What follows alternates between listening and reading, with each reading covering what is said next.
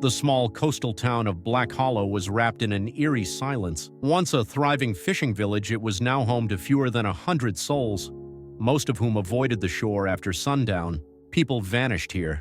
Not every day, but often enough that the town carried a lingering fear, like a sickness. Samuel's boat had washed ashore 2 nights ago, eerily intact, except for a single chilling message carved into the wood. Listen. Elias arrived in Black Hollow just before dusk, the cold sea air biting at his skin. The town was smaller than he'd expected. Weathered cottages, a single cobbled road, and a dying market square. As he parked his car near the inn, wary villagers peeked at him from behind curtains. The innkeeper, Margaret Reed, barely looked at him as she slid the key across the counter. "You shouldn't have come," she muttered. Elias frowned. "I'm just doing my job." Margaret's frail hands trembled. "Lock your door at night, detective, no matter what you hear."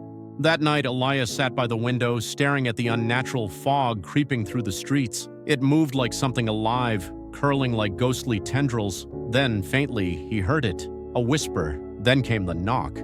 Slow, deliberate. Ignoring Margaret's warning, Elias opened the door. The hallway was empty. At the far end, a shadow flickered before vanishing into thin air. The next morning, Elias found Samuel Grayson's journal, a battered leather book filled with frantic handwriting and unsettling sketches. The fog is alive. It watches. It waits.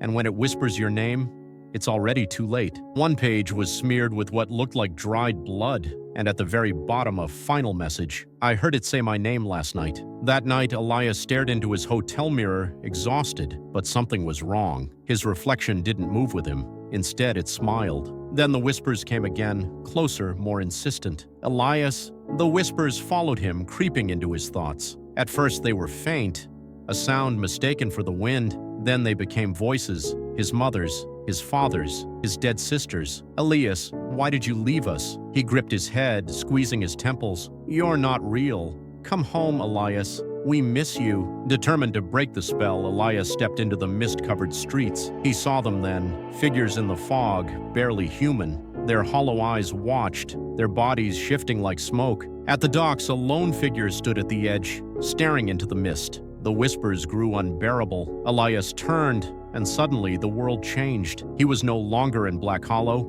He stood before an impossible structure, a towering ruin covered in symbols beyond human comprehension. A voice, no, a presence, loomed above him. "You have come seeking the truth." A towering entity, its form shifting like living darkness, loomed before him. "You were never meant to hear us. Now you belong to the fog."